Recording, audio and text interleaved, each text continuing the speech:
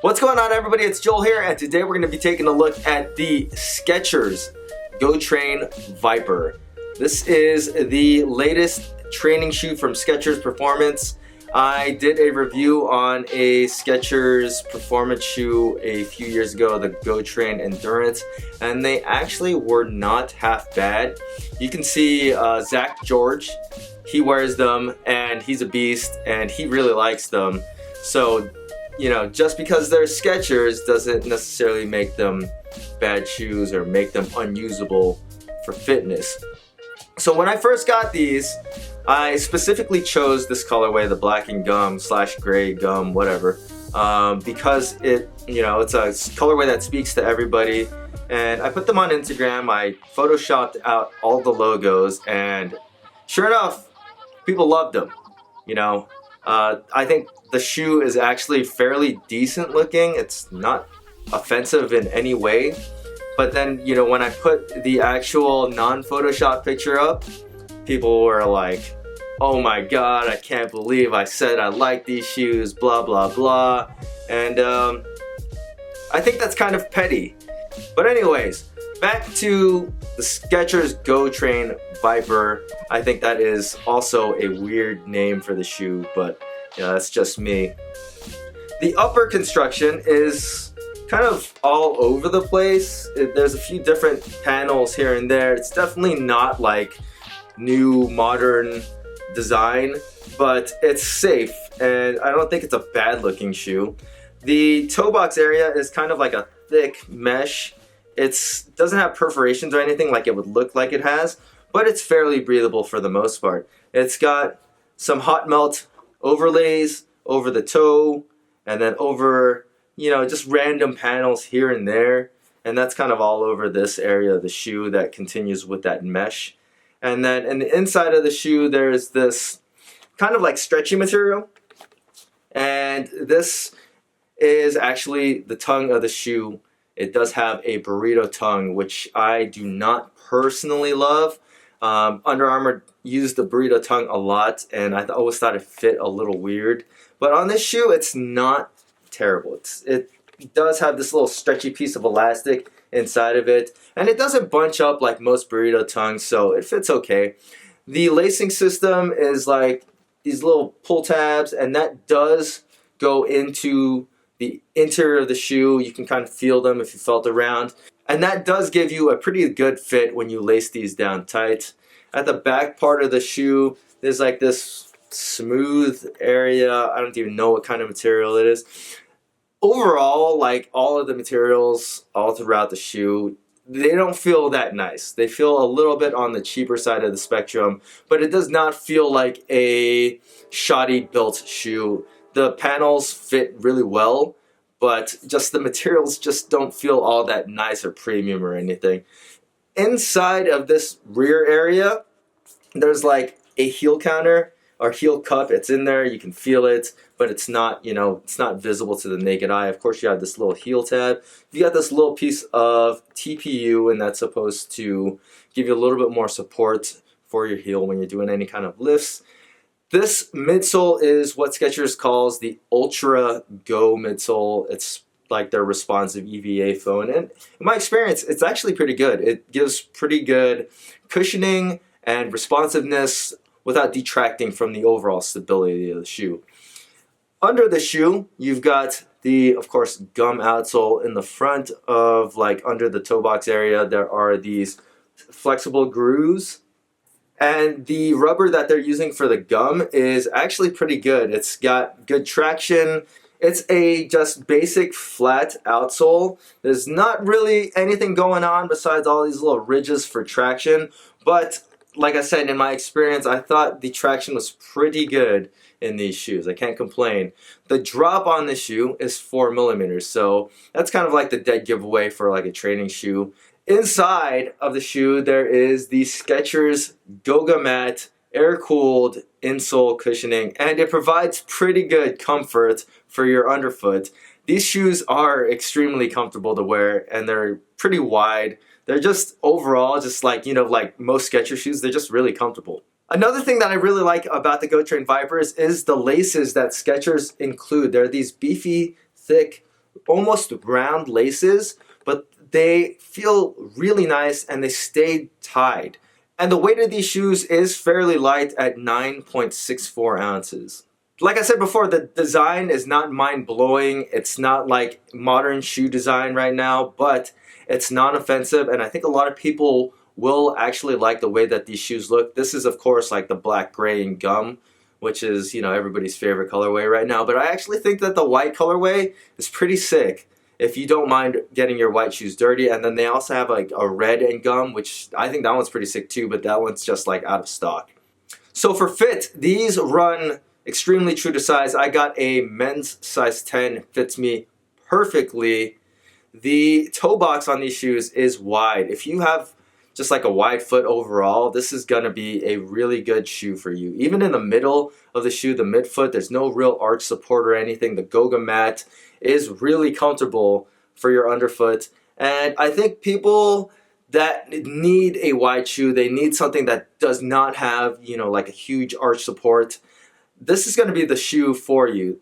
Even though you might not like that because they're Skechers, these fit really, really well. They're really comfortable, and I think if you give them a shot, most people are going to like the way that these shoes fit. They're a little bit more close to the sizing like of a Nano 8. They're definitely wider than Metcon 4s. But yeah, I really think that a lot of people will like the way that these shoes fit, especially if you have collapsed arches and just like a really wide front part of your foot. So for flexibility and comfort, I thought these were also really good in that area. They are, you know, like a wide shoe, like I said in the fit section of this video, but the overall feel of the shoe is not like clunky or anything. They do move with their foot very well. There is like all of this flexibility in the front area of the shoe. There's not a whole lot in the toe or in the middle part of the shoe. Obviously the heel is going to be a little bit more stable because of that TPU like plate around it. But overall the shoe is comfortable as heck to like do pretty much any workouts in. If you're jumping, you're running. The Ultra Go cushioning is responsive. It cushions your foot very well. The Goga mat insole is really, really soft on your underfoot. And all of that does not detract from like the response and stability of the shoe. I'm not going to say that these are the best running shoe for, you know, functional fitness or fitness in general training, just because of that wider platform, though they might suit people that just have wide feet a little bit better. But I would personally rather have something that was a little bit more narrow for agility work. Plyometric work in these shoes is for sure going to be comfortable because of just, you know, the underfoot cushioning. The Ultra Go midsole is very responsive. And yeah, overall, I just think that these are a flexible, comfortable shoe to wear.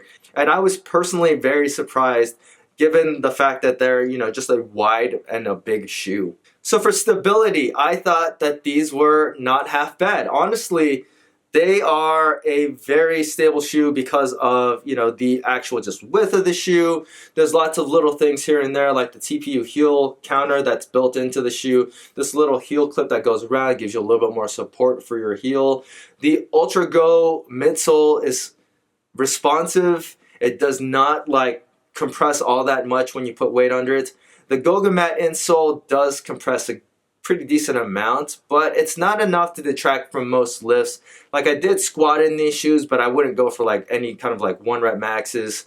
I put up about like 335 I think in these shoes, and I thought that that was kind of the point where, you know, I would probably stop. That's around my 80%, 85% back squat.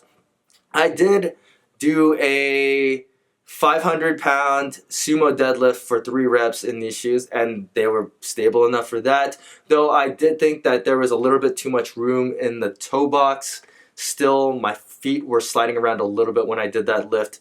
I snatched 185 for the Misfit Snatch Complex, which is 1 full snatch, 1 overhead squat, 1 hang snatch, 1 overhead squat. That was a PR for me. I've never done that in any other shoe. Not saying that, you know, just wearing this shoe made me hit that weight, but they were plenty stable enough so that I could hit that weight. So that was a huge plus. I was very happy with that.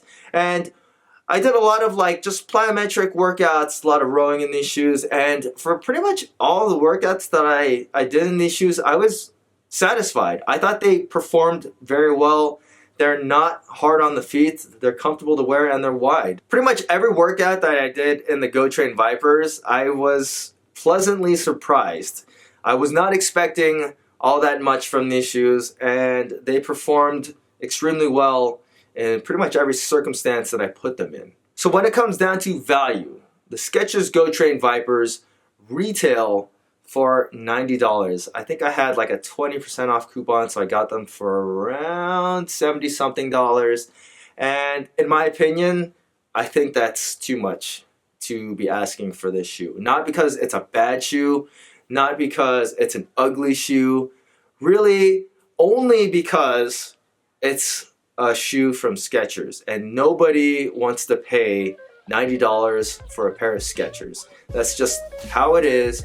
You can get a pair of Nano 8s, which are one of the best training shoes, and for sure are a better shoe than the Go Train Vipers, for on sale like $35. This is as low as, you know, a sale Nano 8 has gone for, and that's ridiculous.